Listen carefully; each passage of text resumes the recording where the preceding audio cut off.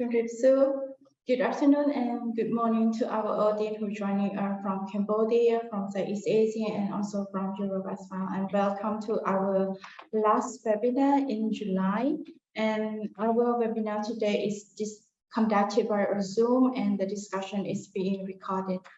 My name is Samadi. I am the Deputy Director of the Center for Khmer Study, which is a non-profit and non-governmental organization working to promote research, teaching, and public services in social sciences, art, and humanity in Cambodia and the Mekong region.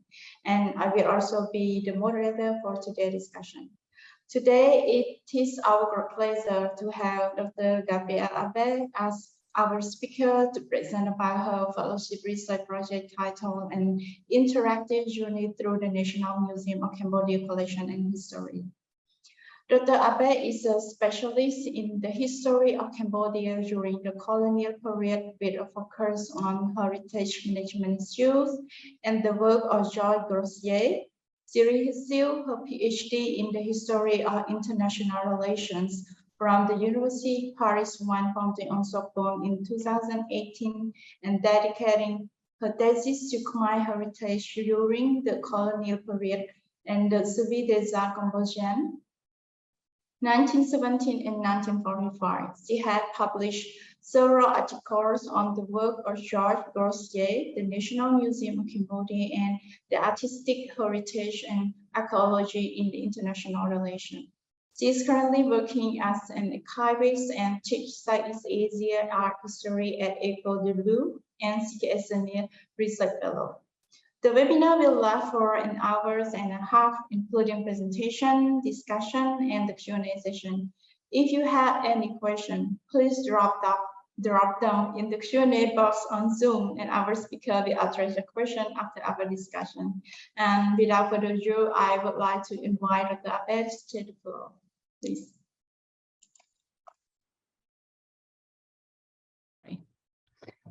Good morning, everyone.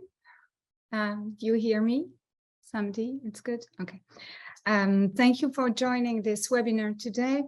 I would have been very happy to be in Cambodia today, but and to meet some of you, but I'm now in Paris and it's early for me, early morning.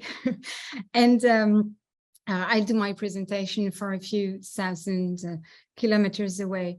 I'd like to thank Samdi, of course, for all this, and Sunghi for all this organization, the webinar, and of course the CKS team for inviting me today to present this project, the project I'm lucky to develop within the frame of this postdoctoral research grant. Sorry. So first of all, somebody did it already, but I'd just like to present myself quickly. So my name is Gabrielle Abe. I studied history of art here in Paris, focusing on Southeast Asian art. And in 2018, so I got my PhD from University Paris 1 Panthéon-Sorbonne, and I dedicated this PhD to the Service des Arts created by Georges Grossier, so as somebody just tell you. And now I teach at the École du Louvre, and I'm also a researcher and an archivist. Many things to do. I began my work on the history of the National Museum many years ago, as I dedicated a master's degree to this topic in 2007. I had the chance and pleasure to do several internships there, and notably at the stone restoration workshop. And each time I received a very warm and helpful welcome from the museum staff. Maybe I begin to share my screen with you, because I forgot to do it, I realize. Just tell me if there is any issue, but I think it should be good. So by then, when I began my research at the National Museum, the archives were not as well constituted as they are now. Not everything was accessible, not everything was digitized, But I must say that for some years now, the museum staff has done a tremendous amount of work concerning these archives to highlight this heritage, to work on the sculptures, the pieces, and to make it accessible. For my PhD, apart from the museum, I fulfilled my researches in Phnom Penh in the National Archives, but also in Paris at the FAO, which is the French School for Asian Studies. I'll say maybe FAO because it's quicker, but it's the French School for Asian Studies, and also in Aix-en-Provence, the National Archives in France. And I also had access to private archives. After my PhD, I applied for this postdoctoral grant at CKS in order to develop a project that is part of my research, but takes a form that we'll see later on, and that is perhaps not one is not used to encounter in the academic world. I'm talking about a web documentary, and we'll see today what it is about. So for the first part of my presentation, I'd like to show you some of the documentary material I had access to. It's just a sample within all the reports, archaeological diaries, articles, photographs, and so on. And this presentation, I hope, will lead us to understand my choice of developing this web documentary. The purpose of a web documentary is to explore a subject through different themes in an interactive way, and that's the important point. But you'll see it later on, maybe with the model. The slides I'm going to show you are models, so it's not completed yet, but it's the model I'm working with. The presentation of the history of the museum and the School of Art, for those who may know, obviously would take too long for today's seminar, but I'd like to mention 2 or 3 moments, maybe, which form what could be the first chapters of this web documentary. Here you have, it's just to illustrate, I'm not going to detail all the slides, but here you have a view of the museum in 1920. As you see, before its extension, the museum we know now is bigger. And here is a view on the right, sorry, a view of the School of Art in 1926. And all this material come from the archives of the National Museum of Cambodia. So maybe you see this.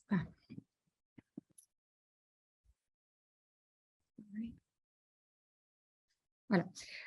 One of these chapters could be dedicated to the origins of the museum.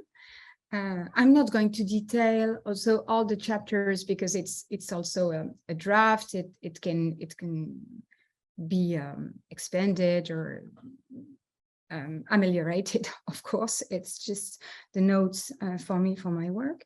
But it's just to have an idea. So one of these chapters could be dedicated to the origins of the museum, as I said. Sorry. And by the origins, excuse me, by the origins, we understand not only the objects conservation practices in Cambodia before the creation of the museum, but also the steps that led to the creation of an institution as conceived in Europe from the 18th century. Here you have a map showing the museums in the creation of which the FAO, so French School for Asian Studies, was involved.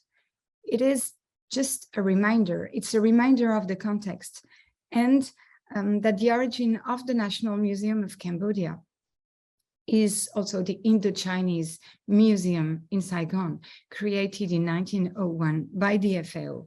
So just a quick words about the FAO. The French School for Asian Studies was created in 1898 as the permanent archaeological mission in Indochina. And it was renamed FAO in 19,000. One of its core missions, in addition to the study of Asian civilizations, languages, history, is the creation of a museum. I mentioned this very quickly, and I must say we can, because we are now speaking with CKS, so I'd just like to mention that you can find also all the informations in an article I published in Siksatiak, so the journal, with support of the CKS. And this is, so the first museum, we have a few views of the inside of the museum, but we see that we have some.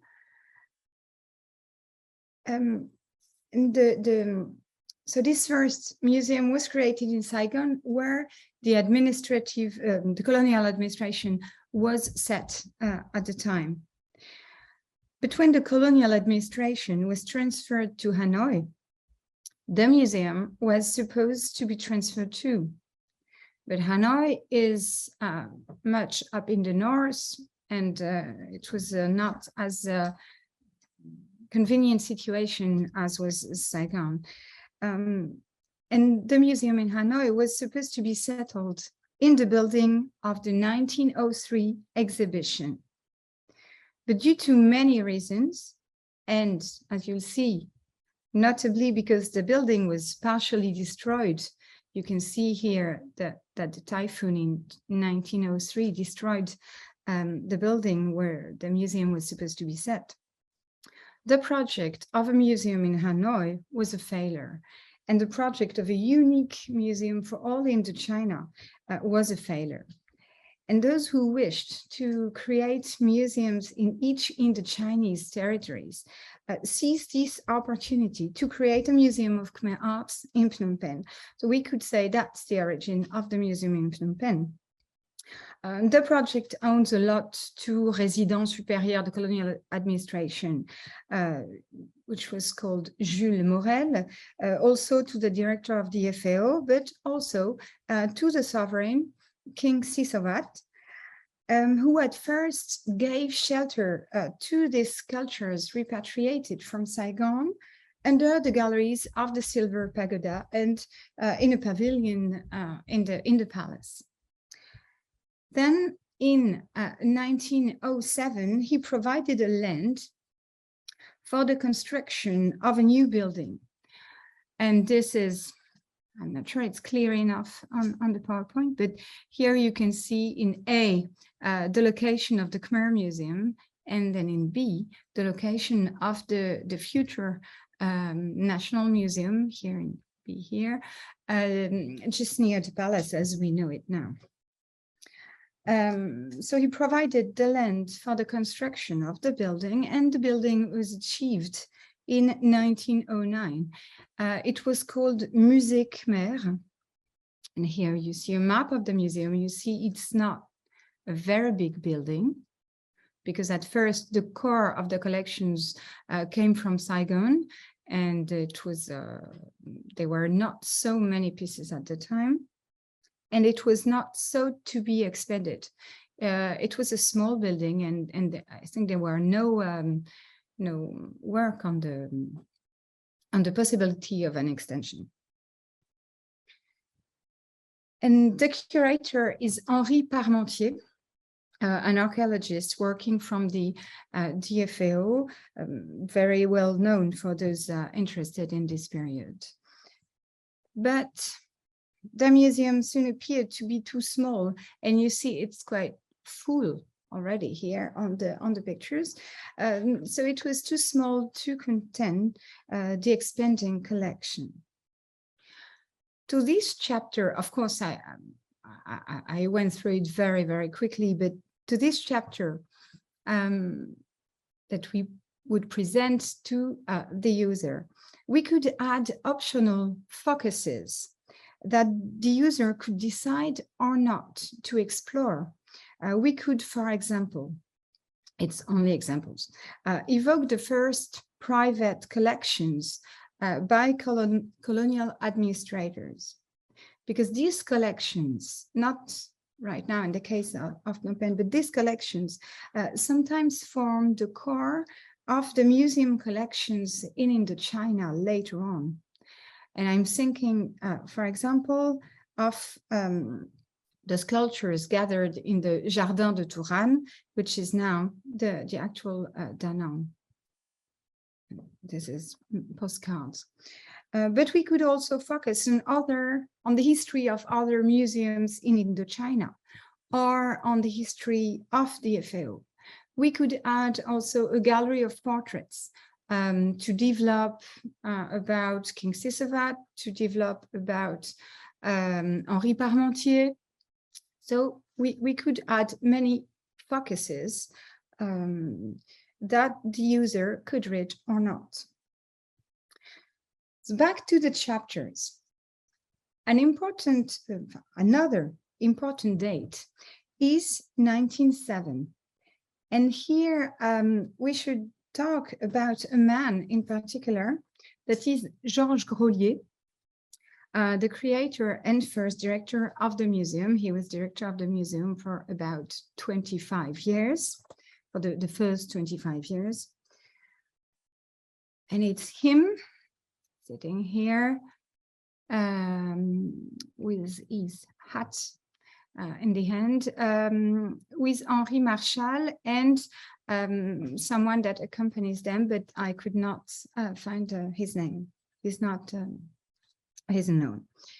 So it would be much too long to talk about Georges Grolier here in detail. I dedicated, as I said, my thesis to him and his work, and quite few works too. So I know there is much to say about this literary, artistic, scientific figure. And I must say I'm tireless on the subject. But I just want to say that, of course, Georges Grolier and his vision have been very central in the project of the creation of this new museum. But he also really was a man of his time, and his vision really reflects the vision of his time. He was not the only one he shared with other people. Georges Grolier was a painter, a writer, a photographer, an archaeologist. He was the son of a colonial administrator in Cambodia. He will be central, I think, in this chapter presenting his work and the history of the museum. But many of the details we know about him, because we know many things about him, could also appear in the focuses I told you about just before. Georges Grolier was born in Cambodia, but he lived his childhood in France. He studied in France before going back to Indochina for a study trip in 1910. Then he spent 8 months in Annam, 2 months in Cochin, China, and then 10 months in Cambodia, in Phnom Penh, and Angkor. During the trip he made in Angkor, he took, it's not here, sorry. He took a lot of photographies that are now stored at the National Museum and that are very well documented and valorized by the museum staff. They do a very big work on these photographical archives. And during this stay too, he wrote a book about Cambodian dancers that he published in France in 1913. Just put this one in color, is better. And the same year, in 1913, he applied for a grant for a second study trip in Cambodia with a mission to, he asked a mission to study temples decoration at Angkor. At this time, he was looking for a job, he was looking for a position, and he really wanted to stay in Cambodia. So he tried to obtain contracts as a painter. He tried to make himself known as an author. He multiplied so the books. Here is another book he wrote and published in 1916 about his notes and impressions on Angkor. And here you have some of the photographs he made at that time. On the left, you have the map of his trip. And then on the right, you have an example of the photographs he took. So some photographs, as I said, that we that are now stored at the National Museum, but also photographs that he used for books and he used for conferences, because when he came back to France, as he wanted to be known and to be identified as a specialist and to find a work and make his own place in the Orientalist people, he multiplied conferences about Cambodia, about Angkor, about Khmer art, and he used for this all these photographs. So he met many people, he met many personalities who helped him afterwards. For example, he probably, during these two first stays, he probably met Albert Sarraut. Albert Sarraut was the French governor in Indochina. And he wrote also a lot about what has to be done in Indochina, and his vision met Georges Grollier's vision, but it's not the point to talk about it today, but just it's also an important figure on which we could have many things to say. Back in 1914, his mobilization for the war, Grollier's mobilization for the war, put his efforts on hold. But it seems that it's also at this time that he met his wife, whose family introduced him to Albert Sarraut more intimately. So maybe he met Albert Sarraut earlier, but he really got to know him from 1916. And Albert Sarraut, in the end of 1916, offered him a new mission, a mission of study Cambodian arts. And Georges Grollier really seized this opportunity to develop a program to forge the place he had previously failed to find, as we saw. And his first mission in 1917 was to conduct a study, that's the words, on the situation of Khmer arts. Because Albert Sarraut wanted to create or renew the teaching of arts in Cambodia. And so he asked Grollier to see what could be done. Grollier wrote a report at that time, and he came to the conclusion that Khmer artistic tradition was dying, and that it was the responsibility of the French protectorate to save it.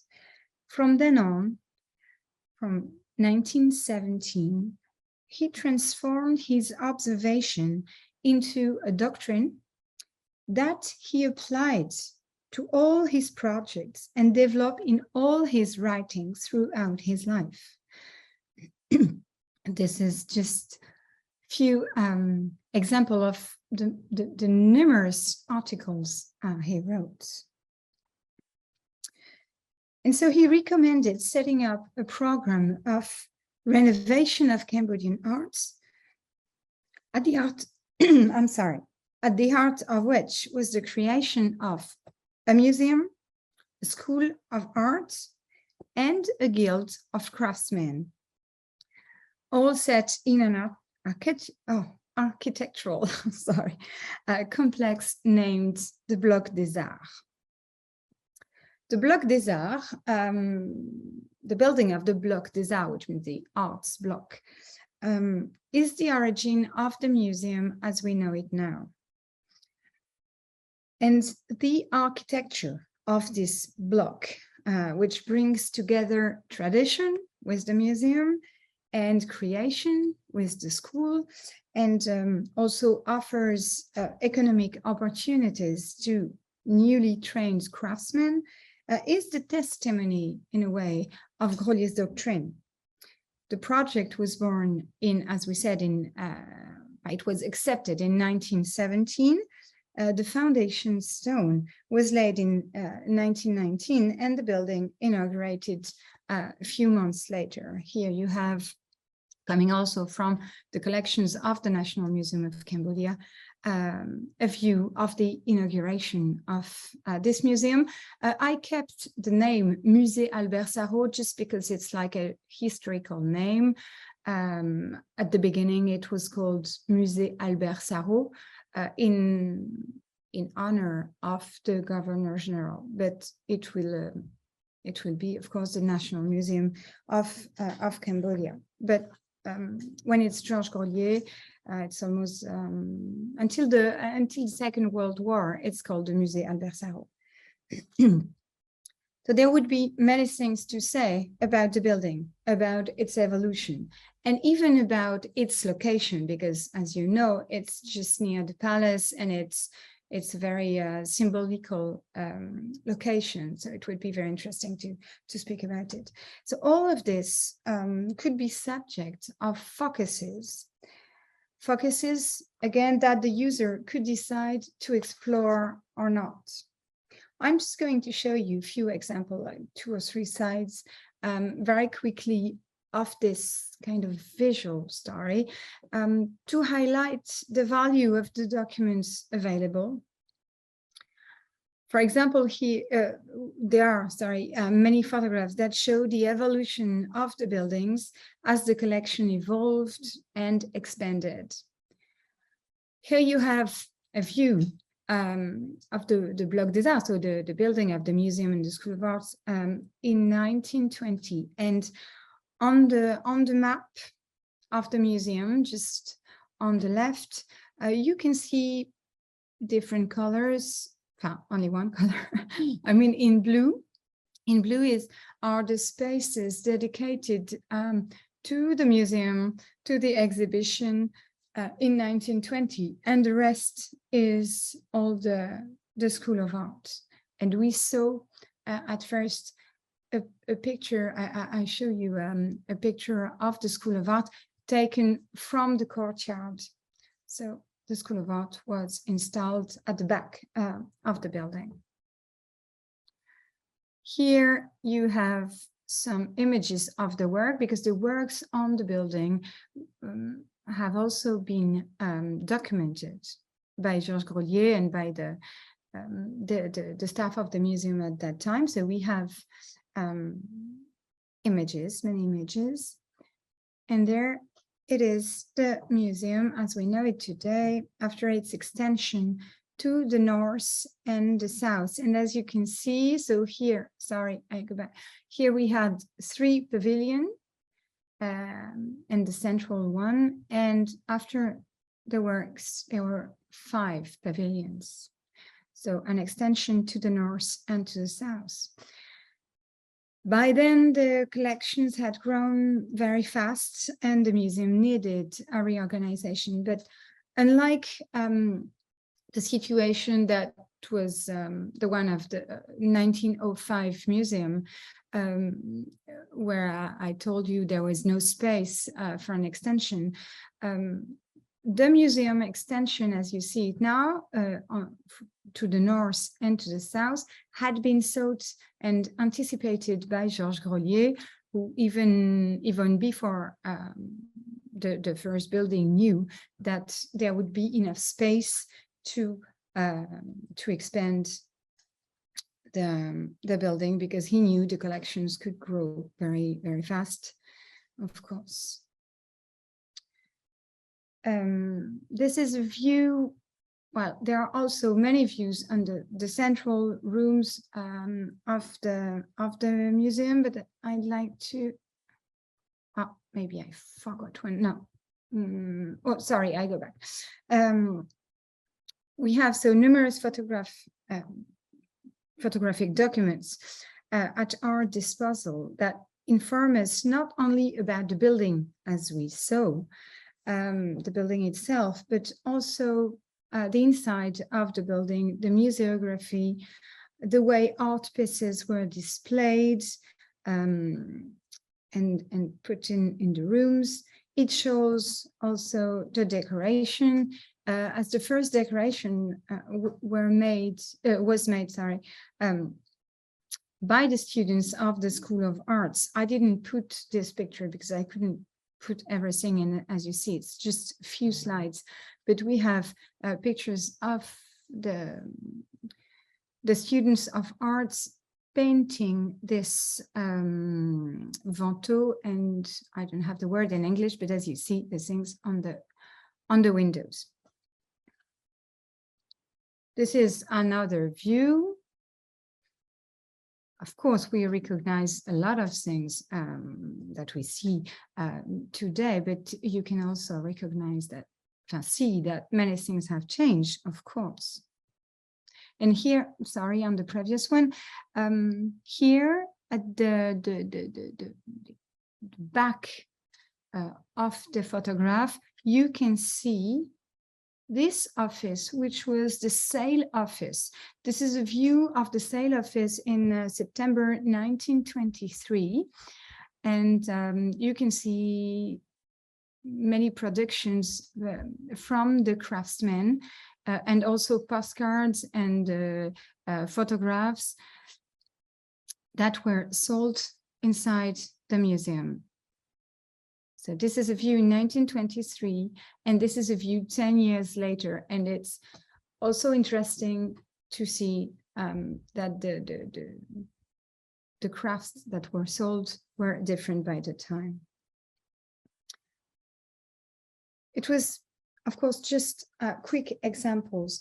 And the history of the museum does not end with the enlargements and works of the 1930s. Nor in 1945 with the death of Georges Grelier. The 1950s and 1960s saw many changes in the museum, notably in the museum's museography, restructuring work, an increase of in the collections, the first exhibitions abroad. And the museum history in these years is marked by some outstanding figures, such as Jean Boisselier, Madeleine Giteau, Chi Tai Seng, who's the first Cambodian director of the museum from 1966. So there are a lot to say, of course, about all these periods. Not all the documents have been exploited. Many documents have been destroyed, of course, but this history is gradually being reconstituted. And I dedicated my work to the first part of the history of the museum, but of course, this web documentary would go until today, of course. I'm sorry, I'll just, if you don't mind, switch PowerPoints to show you something else.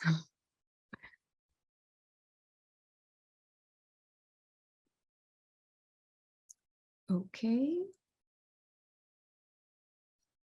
And this. Okay. Sorry, just one more. No, it's okay. So what I've tried to do with this brief introduction, and I see the time as flies, and it's 9:05. What I've tried to do in this brief introduction is also to show that the history of the institution is very rich in documents, and it allows me to now speak about the project, which is the web documentary and its organization. First of all, I'd like to define what a web documentary is. So it is a digital storytelling tool accessible online that allows the integration of a scientific content of different nature. We can have written documents, we can have photographs, we can have videos, interviews, and always interactive use. And the advantages are multiple. For example, it allows several levels of reading, depending on the audience, and accessible to different audiences. That's really the point to me. It allows also several different medias to coexist. And we can thus create, for example, a dialogue between a contemporary video interview and archives photographs, for example. I show you some slides of the model that allows me to move to the realization of the software. So here is the homepage. Let's say, so of course it's just a model, and it will change, it will be more beautiful. This is just for me to sync the scenario and to sync the model of the web documentary. Let's say, in our case, that the documentary could offer two different narrative paths. One would be about the building, and the other one would be about, I said masterpieces, but it's not, it has changed. Now I think it's more emblematic pieces, not only masterpieces. You'll see what I mean by this. For each of the two paths, the visitors is offered a vision into chapter. For example, if we click to the history of the museum, maybe it's a bit long, you have the list of the chapters we saw together. We have seen that these chapters are chronological, and the visitor can decide to follow it chronologically or in any order he likes. But whichever way he chooses, he can return to the menu at any time, as you see. As for the emblematic artworks, they can be more atypical works, like, for example, the stone from the moon, which you know, for those working at the museum. Also emblematic works, for example, the bust of Jayavarman VII, etc. But there, a list had to be, like, we have to choose emblematic works of the museum, which is also the pieces that the museum would like to highlight. And this list can change, and of course. So each time, I'm going to explore. For example, so we could have, this is just an example, but a map, and you can click on some here, for example, and for each artwork, we could present the history of the piece thanks to archival photographs. So here I've put the lorem ipsum because it would have been in French, and well, so it's just for the presentation, of course. So here the user can choose to know more about the piece. And that's the very interesting point with the web documentary, is that you can have written documents, for example, here, the archaeological diaries, which are in the archives of the FO, but also photographs, or even videos, and why not maybe interviews of the archaeologists, or I mean, from the history to nowadays.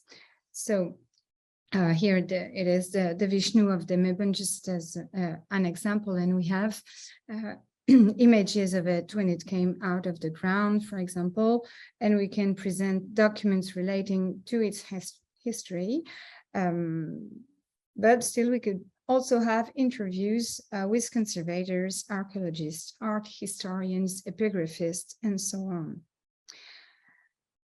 Links between the chapters are designed to allow for dynamic navigation and bounce back. And thus, reading about the Vishnu of Mebon may lead the user to want to know about the excavations at Angkor or about the bronze technique.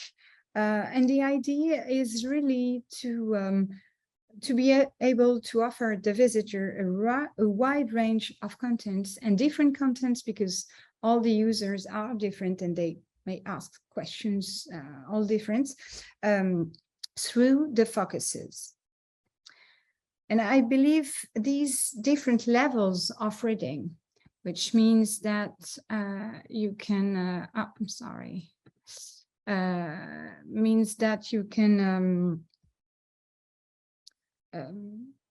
you can just read the linear chapters, or which, for example, a tourist could want to quickly access some information that he wants, but a student could choose, who has maybe more time or who comes many times, would choose to go deeper into a subject and watch interviews related to the life of the museum today also, for example. And for all this, I think it's interesting to have different levels of reading according to the audience, but also to the time the audience has and wants to spend knowing more about the museum. Of course, the web documentary cannot replace a book. It does not offer the same possibilities for developing a thought, but it also allows, I think, access to more content than a book. And it allows also a different presentation of the story. So I said, maybe if you want to know more about the museum today, I'll just show you an example.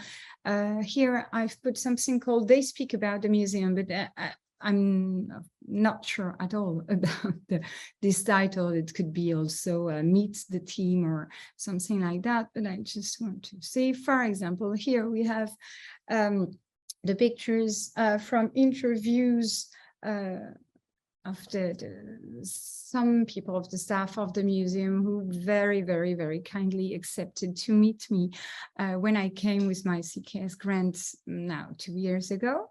And if you click, for example, on the video of my friend and specialist in the history of the museum, Chi Sutiet, you could have access also to his interview and listen to him presenting some artworks in the museum and explaining his work and everything. So I think it can be very lively. It's not only about the history of the museum, ancient history and also ancient documents, but also the life of the museum today, which is very important. I mean, for the technical parts, I chose a software called Clint, which is specialized in the creation of web documentaries. It offers many advantages because it facilitates the creation of scenario and storyboard.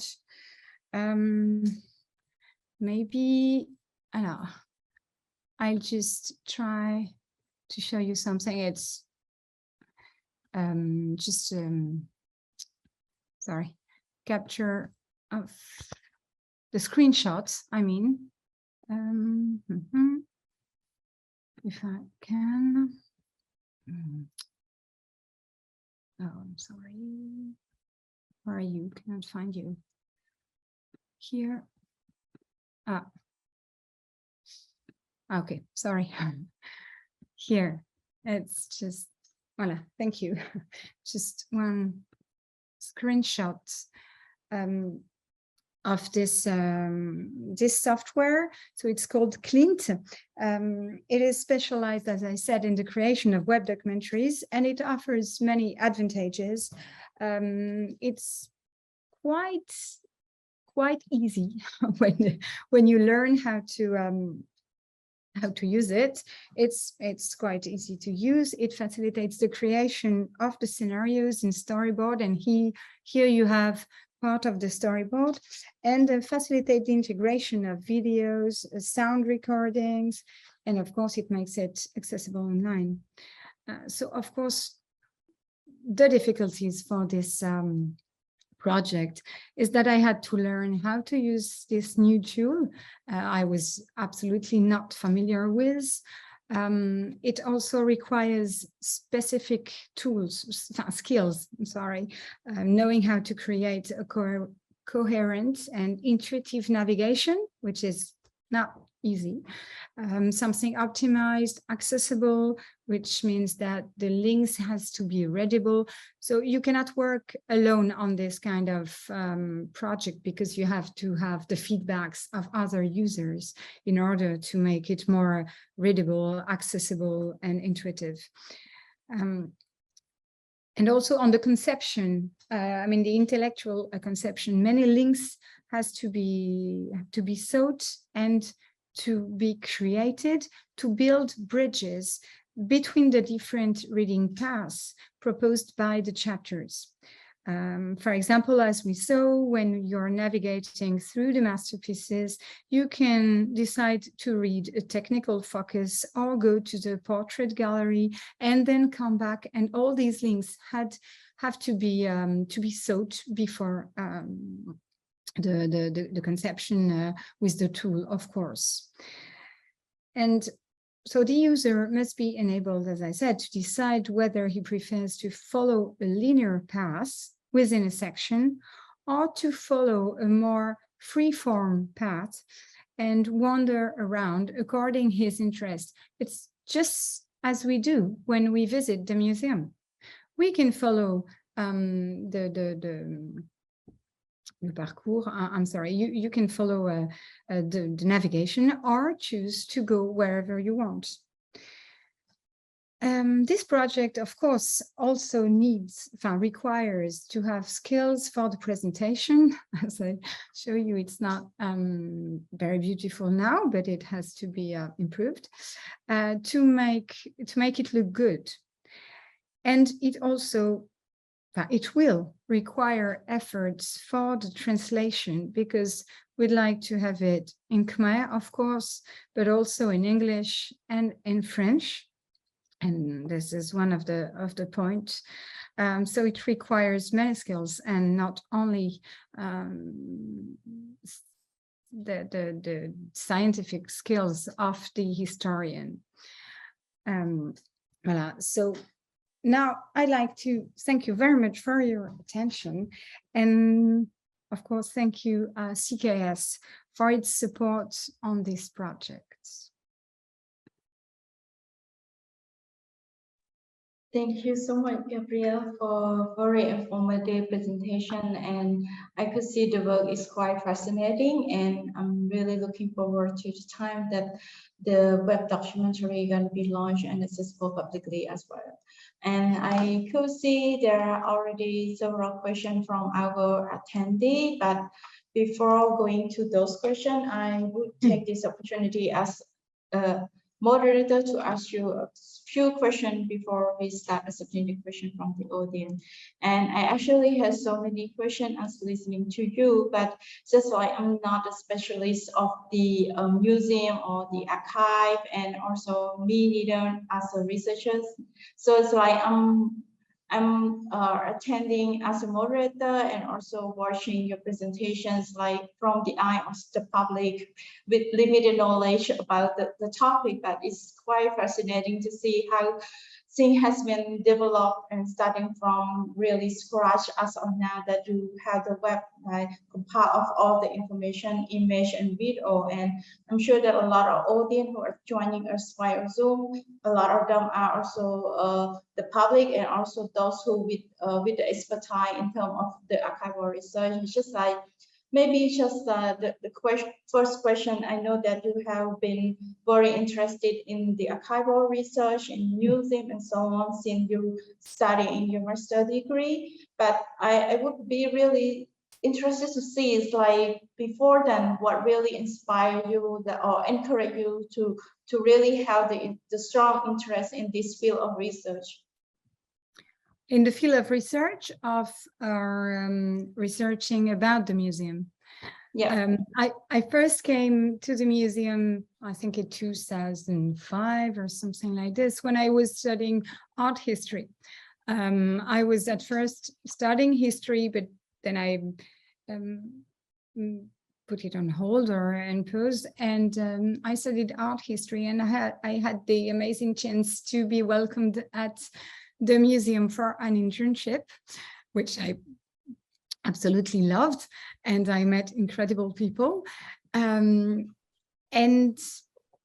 I loved this museum, and I thought, wow, it's very interesting. I like to read a book about this museum, and there were a few booklets, but not a big book on the history of the museum. So when I came back to Paris, I decided that, oh, maybe that could be a nice research topic, but I thought it would be just like for 1 year or two during a master's degree. And I came back to Cambodia the years after, and of course it became obvious that it was not just a small master's degree topic, but I had to get engaged in a PhD, and voila. And then So it has been for many years. Yes, but it was also, I mean, the history of the museum is fascinating. The museum itself is fascinating, and there were a lot of documents. So everything was. It was possible to do this research because there were many documents. It was not easy because all the documents were. I mean, some of them were in Cambodia, some were in France, and at first I had to gather this corpus, and it was not easy because there was few works about the museum and also about the School of Art. Of course, the very important work of Ingrid Muan, who had already so many documents, and so her PhD was very useful for this. But still, I had to find many things in France. And I don't know if I answered your question. No, you have answered your question. Thank you so much. And as you mentioned about the challenges, maybe I just also want to continue a little bit about the question related to the research, because I have learned a lot from other fellows doing the research in the field by going to different locations, interview people, meeting different stakeholders for the research. But your research type is kind of like archival research. So I just want to see is like what are the difference between your archival research and other normal, let's say, normal research that conducted to the field, meeting with the farmer, villager, and other stakeholders, something like that. And of course, and what are the challenges? You already mentioned some, but I'm sure there are more challenges you have faced so far. I'm not so sure I understood the second part of your question, but you can ask me again if I don't answer very well. Working on the archives is the work of the historian. So I'm not an anthropologist, I'm not, and I was working on this period, the beginning of the 20th century, for which we have only archives, of course. I couldn't meet anyone. And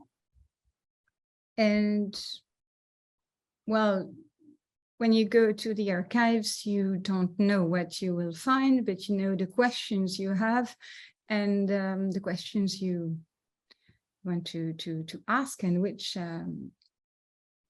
but sometimes when you are in the archives and when you read the documents, something new appears and you understand that your first question maybe was not the right one. And my PhD topic evolved a lot from 2008 until the 2018. This explains also why it took so long, because you really have to, like, you have questions, you read the documents, but it raises other questions, and then you see things differently, and it's always a very long process.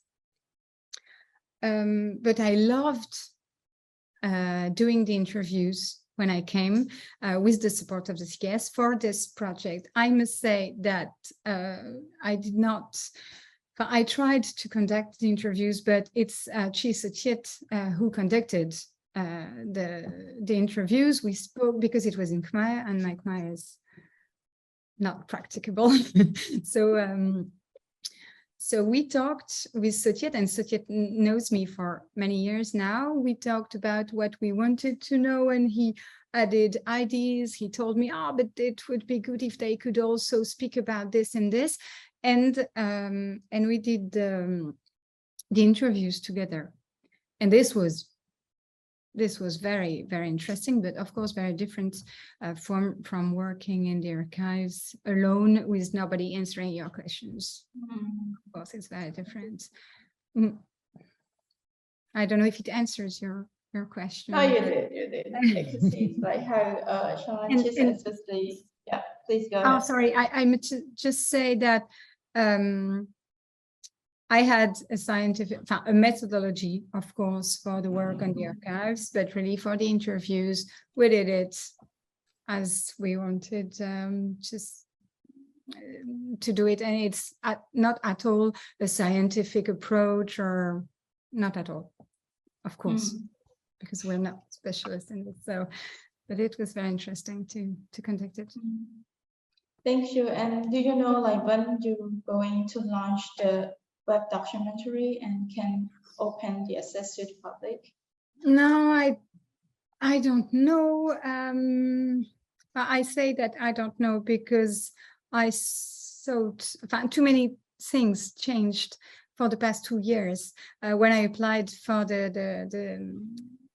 grant, the situation was completely different. I thought it would not take so long. I thought I could come back to Cambodia. I had a project to do some other interviews and everything. Now I have less time to come to Cambodia. Things have changed. So I don't want to say that it will be launched soon, because there are many things to do. And as I said, for example, the translation also has to be done. So we can decide whether we put an English version online, and then the translation in Khmer, for example, which would be the one that will take the longest time. If we do it in a second time, or if we wait to have all the text in English and in Khmer, I don't know. For now, no, I don't know. Okay, hopefully it can be completed very soon. And yeah, I think that's gonna be something we are all looking forward to that. Thank you very much. Yeah. But very soon, I'm not sure, but I hope soon. Soon enough. Okay, so I will start already the question from our attendees. So as of now, we have quite a lot of questions already, but please feel free to drop more questions into the Q&A box, and we try to address as many as possible with the remaining time on our webinar. So the first question from Tam Vista Ridney. I apologize if I read your name incorrectly. It's like she already mentioned, like, in late 1989 and 1990, I worked and undertook research in the small office or library, which via the stair enter through the small right-hand front door. What is the status of this office or library now, and are my photos still on the walls? Thank you for your question. First of all, I did not go to the museum for 2 years now, so maybe it has changed since then. And I think the museum staff, the people from the museum staff who may attend today would have a better answer. But what I can say is that the library just grew, and it became something how would I say this? It's very lively. Many people are working. When I went there last time, so maybe if there is someone from the museum in the audience, they can answer this. But it's expanding, sorry, and people are working here and also working on the archives. I think there is now a real archive service, I would say, at the museum, with many people working on the study of the archives, on the conservation of the archives, and I think it's expanding. And concerning the photographs, I must say, I don't know, I'm sorry. I hope that if there is anyone in our audience working at the National Museum can also answering the question directly into the chat box to Tham Vistarani as well. So we have some few more questions from Arthur Goddard. Probably I will start with the question one by one because he or she has dropped so many questions in the Q&A box. So many thanks for this very interesting presentation, Dr. Abe. Do we know more about political motivation in the creation of the National Museum? This is his first question. Yes. Sorry. Yes, we know more about the political motivation in the creation of the National Museum, but we should do another webinar because we won't have time today to answer this question. But I've been working on this, of course, for my my PhD, and it appears that they were different motivations linked, and this is also what makes this history and the history of this museum very, very interesting, because we have the French political motivations in one side, and then the Cambodian palace motivation, and we see that they can meet at some point. So it's very interesting, and this it's very peculiar. So yes, and it's... Yeah, I think we will have to organize another webinar separately talking about the political motivation behind the creation of the National Museum. And his second question is are there documents that show what was the impact on Cambodian expected by the French colonial authority in the creation of the museum? Sorry. It's more than the creation of the museum. Of course, I didn't have, although I had 1 hour and a half, I didn't have free time to discuss this today, but it's not, sorry, at the beginning, it's not only the creation of the museum. It really is a museum and a school of art and a corporation of craftsmen. It really is about this project, Groslier's project, but again, he's not the only one thinking about this at this moment. And it's not only in Cambodia, but also elsewhere. It's when I say he's a man of his time, it really is about it. So it's about this renovation program. It's not only the creation of the museum, it really is the Bloc des Arts, which means the museum and everything that goes together in order to, what it's Georges Groslier's word, that renovates Khmer tradition and Khmer art under the protection of, sous l'égide of the French protectorate. And last but not least, from him, merci. We hope to see you in Phnom Penh. Arthur Goddard, and he also he asked, do you have any book to recommend regarding an actual post-colonial look at the French Indochina period? So maybe for this, I propose that I can we can discuss it. I'll send you an email because we are corresponding by email, so I think it's easier to discuss without telling them. Okay, thank you for that. So we have like Anana, who also thank you for your presentation, and thank you to you too for joining us today. And other question, I think probably this is the common or some feedback from Andy Brewer. Thank you. It looks a great way to improve the dissemination of the information about the museum fantastic collection. During your investigation of the museum history, did you find out how many pieces of original artwork, not copies, were sold by the museum as agreed by IFAO from early 1920 up to 1950? The return of original piece is very high profile right now with some major success. Yes, thank you, Andy, for your questions. Of course, I did not speak about it today, but it would be one of the, maybe one of the chapter, or, I'm sorry, I lost the question. You can look at one the of, answer. no, I'm sorry. It could be one of the question, one of the chapters. Of course, we will have to discuss it in the web documentary because it's also the actuality of the museum. It's a very important question. I just think that this is something we could work on together with the museum. I think I'm here to help and to develop the accessibility of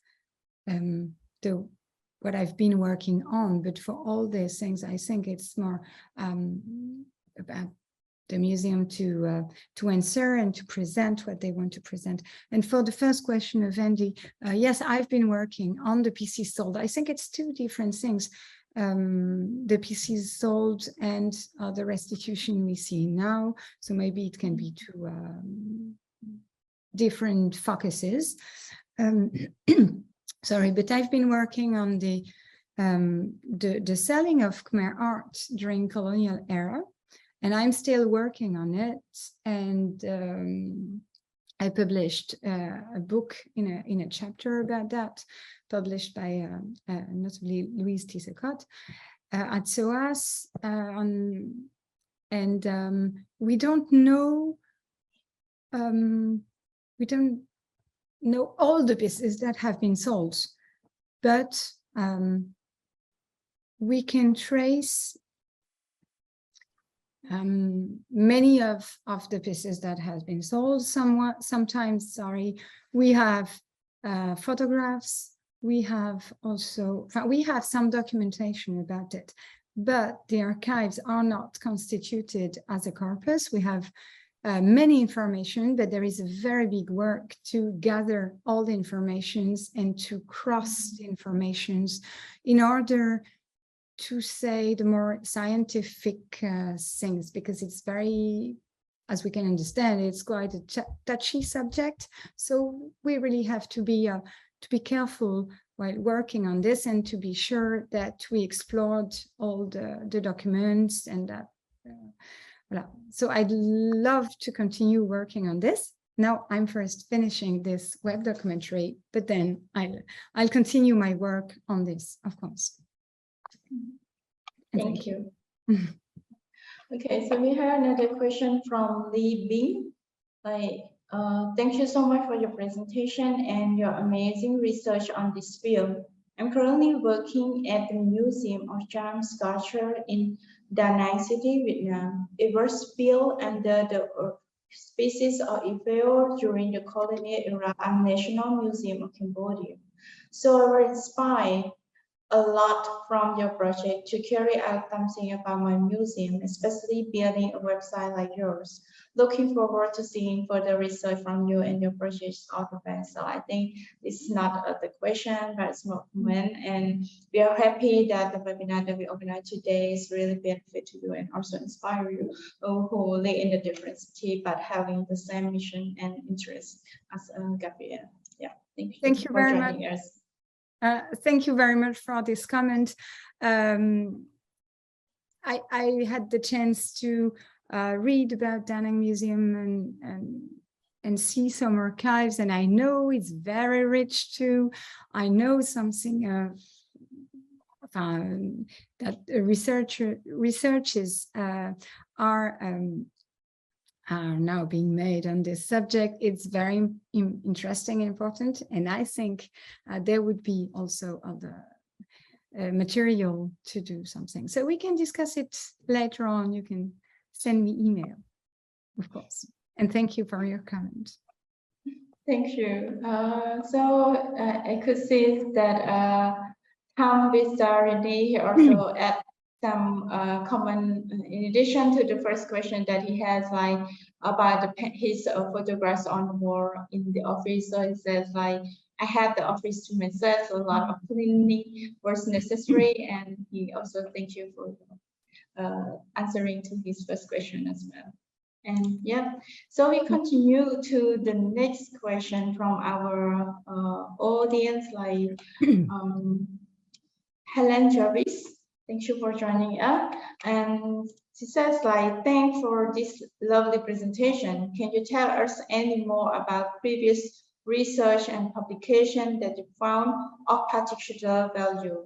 And it would be nice to hear of contemporary research by new generation of Cambodian. Okay, thank you for your question. I think, just as I said for the other questions before, for all the maybe bibliography thing, we can discuss it later on, I think. But really, concerning the museum and the School of Art, there is this fundamental work of Ingrid Muan. And there was also a work that it's in France at the École du Louvre, and I don't think it's available, and it's someone which he's Simon de Lobel. I copied his map on my slides. He did a very interesting work on the history of the museums in all Indochina, so he did not have time to focus on others. This is really the how would I say, the specialized studies, that were available. And but I think that the most important is the end of your comment. Of course, it's very important to hear the contemporary research by the new generation of Cambodian. And I know they are how would I say, working a lot and doing a very great job. Unfortunately, sometimes if it's in Khmer, I cannot read, but there is a Prepchan Mara who's working and who did a very, very interesting work on the history of the museum. And also the team of the museum is very dynamic, and they maybe they published things I did not have the occasion to see because I couldn't find it in France. But I think the research, contemporary research by the young generation in Cambodia is very lively. Thank you. You're welcome. So I hope that she's already got your response, and the response already answered to the question as well. So the next question from Andy Brewer. So if you have time, can you let us know how much the collection was impacted during the Khmer regime in 1970? We have many exhibits like stolen or damaged. I think probably the question would be how many stolen or damaged. I think I understand the question. Maybe someone also from the National Museum would be more qualified than me to answer this. I think the museum was closed, but some pieces were damaged, but really I cannot tell you how much the collection was impacted. But really, again, at the museum, the museum staff, they have done a very big work, very important work on their collections, and on the history of the pieces also, but the récollement, which means the list of the art pieces and knowing what was there at that time, and at that time they documented the collections a lot. So I think they would be more qualified than me to answer this. Thank you. And we have some anonymous attendee who asked the questions like, what do you think is the best feature of the National Museum of Cambodia collection and history, and what aspect you observe need to be improved? It's like writing the comments on the National Museum. I'm sorry, I'm not sure. So I'm reading it too. The best feature of the National Museum of Cambodia collection. As it in the collection that it is displayed now? Yeah, I think so. That should be the question. Yeah. Okay. Again, I did not come for 2 years. So for example, I did not see the very interesting presentation about the as we said, not the masterpieces of the museum. I know that the museum staff wrote many cartels about important pieces in the museum. So there is a new path you can follow in the museums. This, for example, I think is very interesting.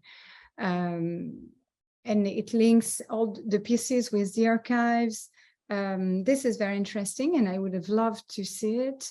Working on the history of the museum, of course, is also very, very interesting. But no, I don't know, I should go there. I'll answer you and I'll tell you next time I come, but last time I came, it was beautiful and very interesting museum, and voilà, for the improvements, I don't know. I like it like that now. No, I'm okay.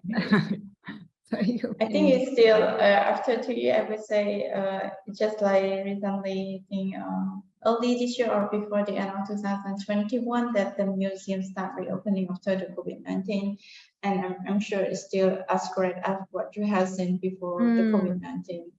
So yeah, so thank you, and we will move on to the next question, and probably the question and also some comment from Arthur Goddard, continuing from his first questions. Like, many thanks for your answer and to CKF for organizing. And are there many examples of similar web documentary built for museum institution that you help you in construction of your kind of like, do you have a model of the web documentary that you follow? And I could see that Lee Binch also have agreed that he has the same concerns.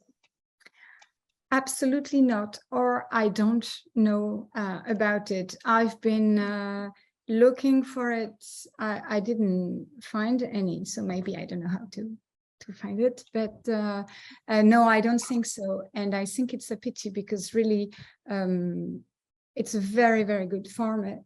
Yes, format for this kind of topic. So no, it doesn't exist. That's also why I'm very thankful to the CKS for accepting this kind of weird project. Not very academic, but I think very important for the research.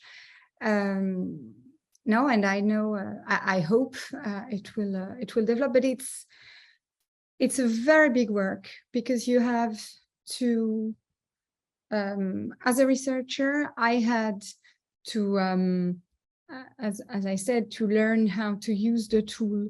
I had to develop skills I never developed, because I don't know anything about the computers. So but it was difficult. But if you don't have the researcher, and you only have the skills and the tool, it cannot exist. Yes, so that's why it's difficult. but it's also good not to have any inspiration, because we can do whatever we want and we can have all the ideas we like. But again, the important thing is to have feedbacks. Feedbacks from other users, feedbacks from other researchers, and that we can work together with everyone with his own specialization and with his own view. And I think that's the important point, working together. So yeah, I think based on this question, you make your project even like really more and more interesting, and it has become what we all looking forward to see. I think that the launching of the project of the documentary, it would not just it would be just the starting of the real project. Like it is not like the end or the final product that launch and then has been due and then there is no any revision afterward, but it is starting to all the public and the user, and that we also like from that and start receiving more feedback to improve. So it's like it's gonna take more year to the time that we think is kind of like almost perfect for the public user. So we quite looking forward to that right now. And we heard some like almost 10 minutes left, and I think we already addressed to all the questions from attendee, but I still have some more questions to you as well. So I'm quite interested to learn more from you, because like you mentioned that this kind of archival research is just like you didn't know in advance what exists at the museum before going there, but it's like you only have the question, and kind of like you had a question and then you go to look for the answer to those questions, because you get more questions and then you create more, get more response, and then you become like having more questions to explore deeper and deeper.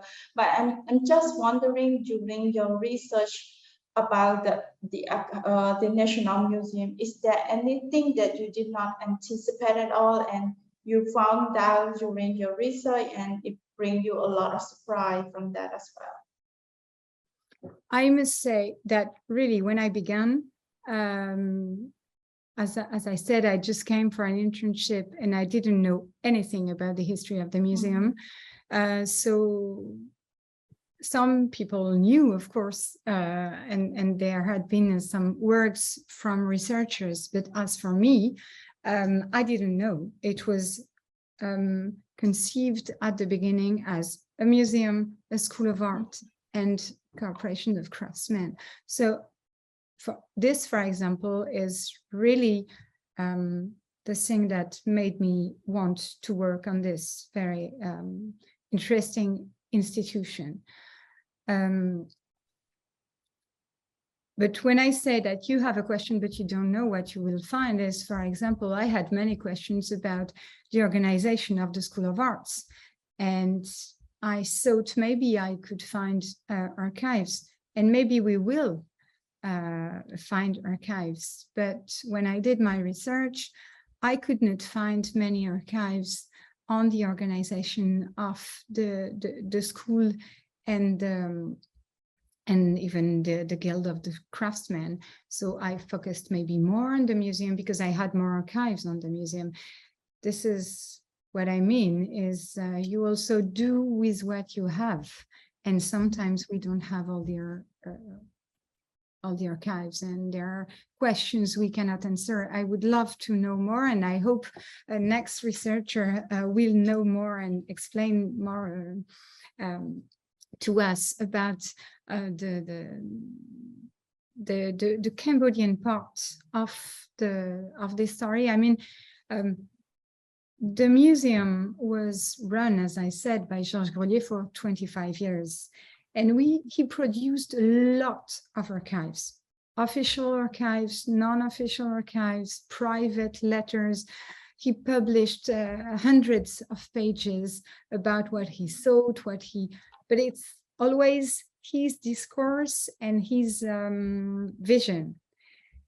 And I could not find so many archives on the other part, which means the students from the school, the teachers from the school, all the Cambodian staff. And this is, of course, a very big lack. we really like these documents. So we can discuss the vision and the discourse of Grolier. We can question the discourse of Grolier, but we would love to know the vision on the other part. But for now, for me, I did not have access to as many archives I would have loved to. So now I finished my PhD, and I'd love to see and to read the next ones working on this topic. Thank you, Gabrielle. And I think you already mentioned a lot about the web documentary, but probably it's just also want to learn more about what are the benefits you expected when the web documentary launches. The benefits? Yeah. Eh bien, it's just making all this history accessible to the larger audience. That's the benefit. The benefit would be, yes, to have this this subject available. Not only this subject, but because we could write a booklet or something like this, but I think and I hope with a web documentary, you can touch a larger audience. And as I said, very different publics. You can have the students, you can have the tourists, you can have researchers, and everyone can find, could find the question, the answers to his own question. That's the idea, is that it's very interactive. So if it works, we'll have, this would be the benefit. Yeah, so I see some one more comment from Andy Brugers, like the future of the museum is intriguing with so much Khmer already on show. Thousands of pieces in reserves and many pieces being returned from overseas. Your web documentary would be a valuable addition to the future of the museum. Thank you for your comment. Of course, a museum is a lively institution, and it's I know especially the National Museum in Cambodia has a lot of actuality. I mean, changes and everything. And I hope, yes, it could be something that could, how would I say,